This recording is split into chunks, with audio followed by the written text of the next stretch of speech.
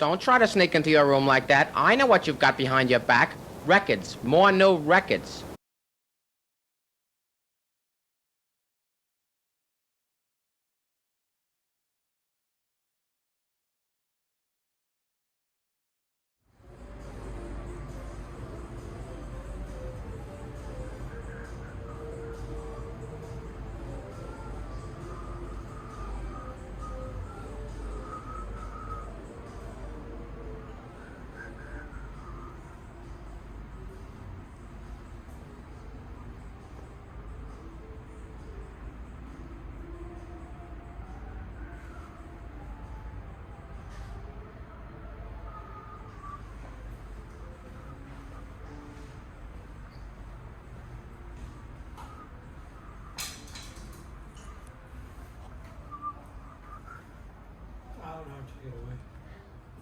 This is where the magic happens.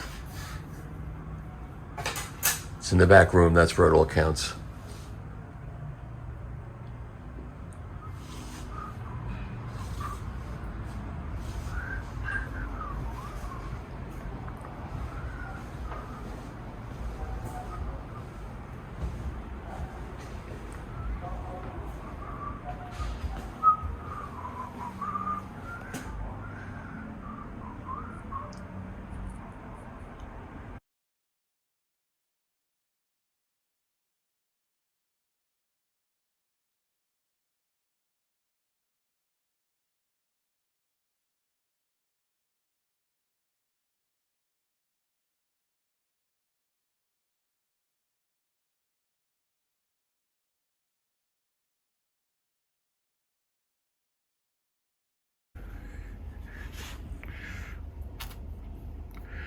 So was this lathe also at Sterling in New York, or did you add this one?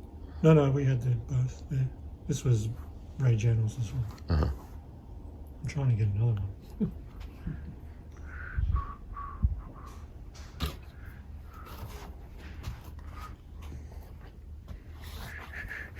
Ah. You got the good vinyl playback system in here. Yeah, what's that one up there? And that one's okay. Oh, well, that's the really good playback. That's the real vintage one.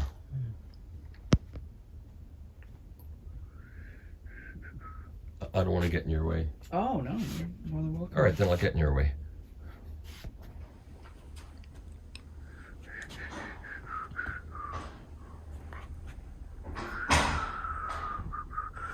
I haven't played back that Nora Jones box. Was that cut here? Yeah, I cut it from the tape. You cut it? Okay. No problem getting lacquers now from Japan? Seems to be all right at the moment. Yeah. All the problems seem to be always there, and then they get solved somehow magically. Then there was a nickel shortage at one point. Mm-hmm. Has that been solved yet? Do you know? I'm not aware, but it seems to be all right. We haven't had any issues getting things plated. I'm running a panel tomorrow about doing pressing in an era of maximum capacity where everything's booked. That's a good problem to have as far as I'm concerned. It's a great problem to have. It's like the old days again. We're cutting multiple sets of parts. And it's not so much the overall number is huge, but it's trying to find capacity. Yeah. You get 5,000 done at this plant, 10,000 at this plant, 1,000 at this plant. To make your order. Yeah. And all I ever wanted to do was make records, and never thought I'd be doing it in 2022. Yeah, and you're doing it. Do you want to show me around this place in particular? So why don't you do that? As long as I'm here. Let me just set these down over here. Yeah, set them over there. Yeah, so I have a bunch of custom stuff just like Ryan has in there. I've got this transfer console that Barry built us. It's custom console. Yep. I made that one. And the other one, Ryan's one. Okay. Filters, 4-channel Soundtech, lathe controller with remoted current meters, BSB acceleration limiter. Okay. Nice. I've got this tube EQ over here that Barry built as well, which is really nice. It's ideal for disc cutting. 4-channel. You got baseball? I've got, yeah, and baseball is an essential for Of course. proper disc making. Of course. So, yeah. Listen, I was at Capitol with Al Schmidt, and he was mixing Bob Dylan's Frank Sinatra record, and he was watching football while it was going on. So, you're not alone. Yeah.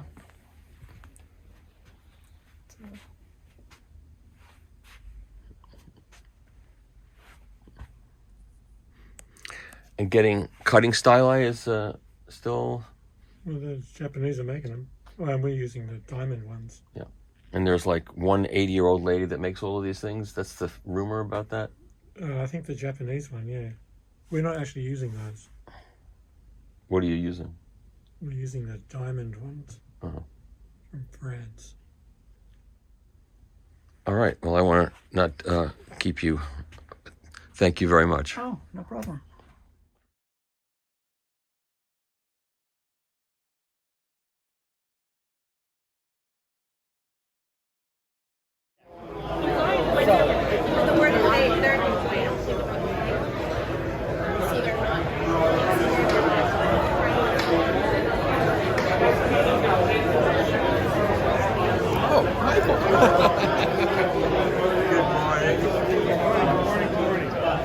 Hey, good morning, everybody. If you guys want to come in,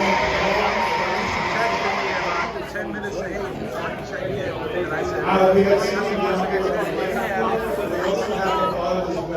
Yeah, no Nashville. Making vinyl. Welcome to the Vinyl Lab. So who's this is my first one. Who's first in person making vinyl? Shit. Okay, that's a lot of hands. That's good. Newbies. And who stayed out too long last night? So my name is Scott Lemasters. I'm the owner-operator of the Vinyl Lab along with Clint Elliott. Where's Clint? There's Clint right there. So we're partners.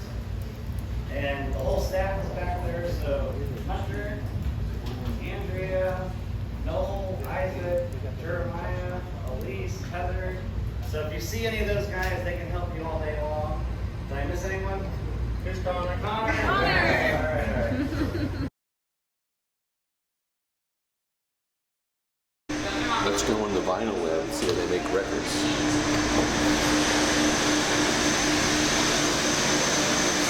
Very hot in here.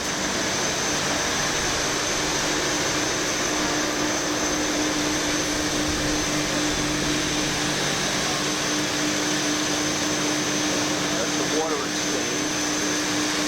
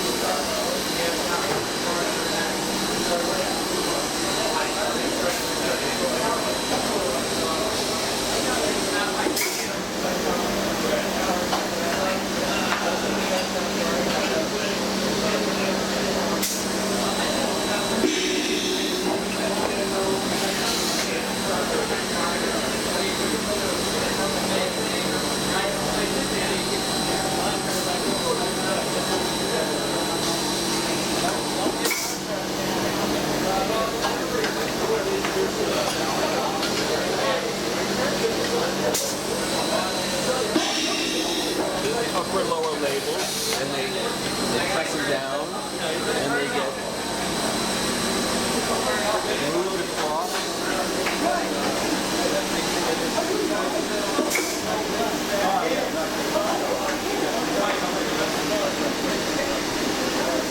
There's your puck.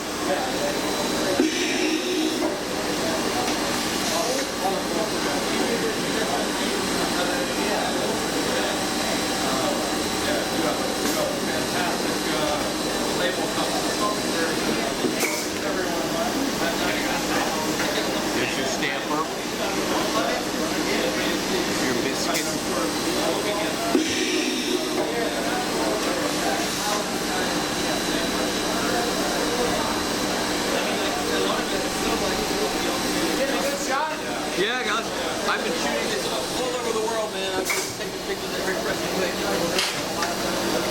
Who makes this press? Phoenix South. Which one? Phoenix South. There's a marquee up here. Oh. Oh, Phoenix South.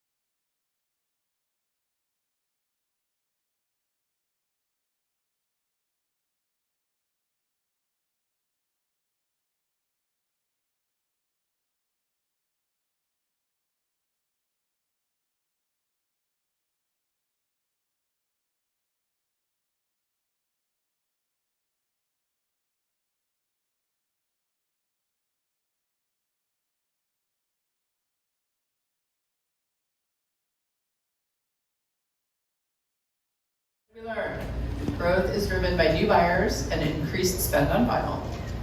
New buyers are diverse, young, women, and Hispanics. The key factors are sound, audio quality, authenticity, nostalgia, packaging, and desire to support artists.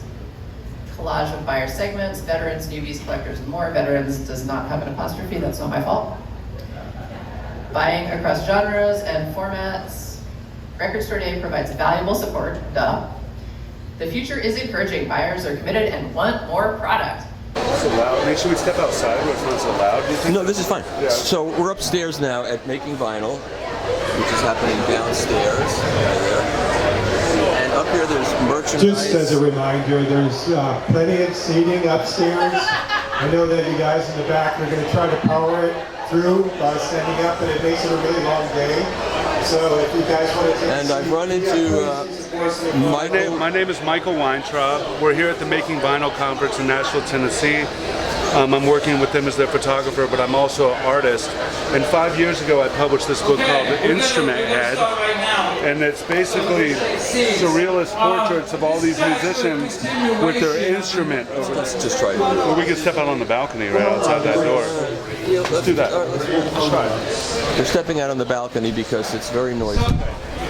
So my name is Michael Weintraub. I'm a photographer and artist here in Nashville. I published this book 5 years ago called Instrument Head, where I shot portraits of all these musicians from all over the world with their instruments covering their face, and there's clues in the photographs as to who they are. This is Christine Ullman, the Beehive Queen, or Jim Lauderdale, or Sugar Blue, where we dyed the sugar cubes blue, or Ciro Baptista from Brazil, and he plays Pandeiro and Berimbau. That's great. That's fantastic. Or Carl Denson from the Rolling Stones, or Tim Reynolds from the Dave Matthews Band, or Lee Oscar from the band War, Bernard Purdy. Sam Bush is an Ozzie Smith fan. He was in Newgrass Revival, and he's the king of Telluride. Now with the pandemic, I had time to go through these photographs and look at these shoots and remember what it was like to share space with people. And the one thing people always said is, I wish I could see their face. So we've created this new book that came out a month ago called Instrument Head Revealed, where we've unmasked all the musicians. So the new book actually becomes a key to the original. And if you want to learn more about this work, you can go to instrumenthead.com. If you look at these books together, it's really cool because they're sister books. Is it the same order? It's in the same order. Oh, that's so cool. That is really cool. So the new book becomes a key to the original one, and it's super fun. We're on the road doing concerts and art shows and bringing the photos to life, and this is kind of the vibe. And how did you get the cooperation of all of these artists? Well, I've been a music photographer since I was 19, so I've been a photographer and I've always worked in music. I've shot over 5,000 bands in concert. When I moved in other words, you had a relationship already with a lot of these musicians, and so you were able to prevail upon them to put on these outfits and do all this. That's right. Well, you know, in the entertainment business, you're bringing in stylists and makeup artists, and you're creating an illusion. But for me, I come from the school of thought where photography is about telling telling stories. So I say to these musicians, how are we going to tell your story? What is it about you that makes you special? They bring all their stuff and their instruments, and then, you know, this kind of like reportage portraiture in a way. And are most of them, you find them on, you have to go on the road where they are, or do they come to you? all of the above. I used to have a studio in South Williamsburg in Brooklyn where I would shoot, and then I traveled around the country using music venues as my studio because there were big open rooms that were empty in the during the day. And then I moved to Nashville 7 years ago, and I have a studio here where we do live stream concerts. We turned my studio into a virtual venue during COVID and shot over 70 concerts in there and gave the musicians a place to create. But I'm really happy about this new book that came out because it's, you know, the instrument head was a vessel to create all this portrait work where I was able to find my voice as a portrait photographer. Now this work is a vessel to be able to get this work out there. Did you take those pictures at the same time? Yes. Yeah, it would take me 20 years to go back and do it. But it's really fun. And did you plan on making the second book, or is it I always wanted to, but it was always very overwhelming to me. Yeah, Mickey, this photo's actually hanging in the Smithsonian. Cool. You know, Tina from the Talking Heads. Fantastic. So it's a really fun Where can people thing. buy this book? You can go to instrumenthead.com to learn more or purchase the book, and follow me on socials. My name is Michael Weintraub. That's WEINTROB, or Instrument Head Live. Okay, cool. And have you made posters of any of these? Oh yeah, well, I sell fine art prints of all this work. You can see there's some on the wall here at the Making Vinyl conference. But yeah, I have a traveling exhibition. We're on our way to the Peach Festival next week in Scranton, Pennsylvania, where we're going to have 36 4-foot tall photographs in their VIP. Oh, cool.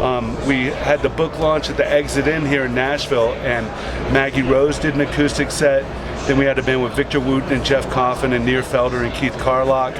And then we did an Allman Brothers tribute with Peter Levin and Luther Dickinson and Jimbo Hart and Chad Gamble from Jason Isbell's band, and Lamar Williams Jr., whose father was the bass player in the Allmans when Barry Oakley passed away. So cool. I know these musicians, and they come out and we do these shows and we create these immersive art and music experiences. That's fantastic. It's really fun. You pulled me over. Well, I really enjoyed watching you speak on the panel, and I'm really happy to be here with all you guys, and I'm happy vinyl's coming back. Yeah, me too. Okay, thank you.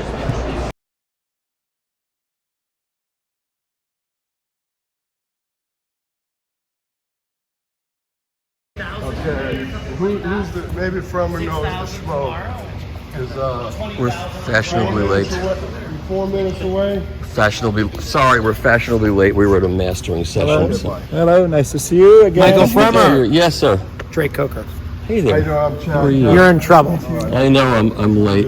You're late. We're about to shut off the I lights. know. Can we just look? I'm sorry. Quickly. Cortland! Cortland's gonna come see you. I got it. Cortland is over there, probably. I'll take care of Mike. Thank you. Can you guys stop and play for me for a couple of songs? I'm very important. Oh, we got some European rice. You tell me some of the rice, man. This is more interesting, actually. Man, is this some serious and crazy stuff, huh? We missed the Aero Bar. We missed the disco lights. Wow, look at this.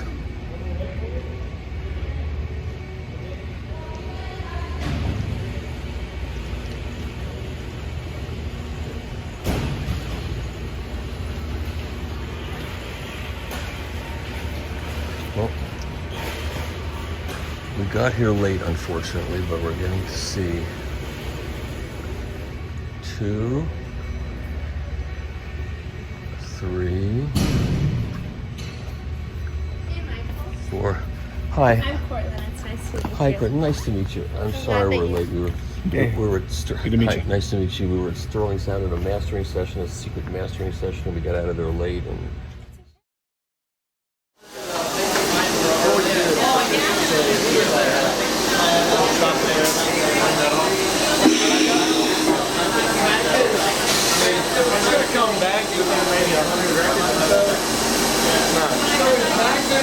how big is this order for this group? 10,000 records. 10,000. I guess everybody heard of it. Look how flat that record is. Is it really flat? Okay. Wait till it gets shipped in the mail and UPS leaves it in the sun. Yeah. Well, that's out of our hands after that. I've got a machine that flattens records and it works. Okay, I got you. Yeah. Throw it in the oven. It's an orb. It's only 4 records. Why is the record just sit like that for that long period of time? AB phone. Impasse. Right there? Yeah. It's waiting to fill up the cake, and that's part of the socket. We're making 20 record every 22 seconds. That's pretty fast. Yeah. I don't know if I can make it more faster. 21.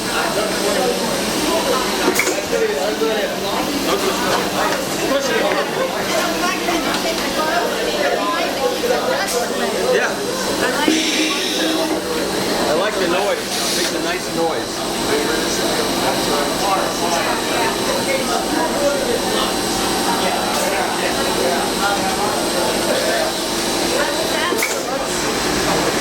Hi there. Hey, how's it going? Good. Great conference. Yeah, it was a good panel, right? It was a really good panel. You did a good job up there. And good people. It was good to hear about the struggle, right? Yeah. And it's not rocket science. It's basic stuff. Yeah. Like Ben was saying, it's like where we're gonna have parking spaces. What about the bathroom? You know, we're gonna put on the finished product. You know. Yep. The basic stuff, right? Yeah. But it was good that they had people from small presses, you know, 2 presses and the biggest in the area, all having the same issues. We all have the same issues. Same boat. But it's great everybody's being cooperative. Yeah. You know, it's only It's a good industry in that way. It's only to everybody's benefit. Yeah. You know, the hi-fi industry is like that too. Yeah. I'm going to go to Switzerland in a couple of weeks, and all the different high-end companies, they all cooperate with each other. They're all competitors, but they cooperate. This guy, because he will know. Talk to this guy, not that guy. You bought the machine. What does it cost to buy? What is it, American? 187K. Under 200,000? Under 200K. Because when I say 1.8 million, That's to buy amplifiers for. Well, plus you need all the other shit, right? You need a chiller and a boiler and an air compressor.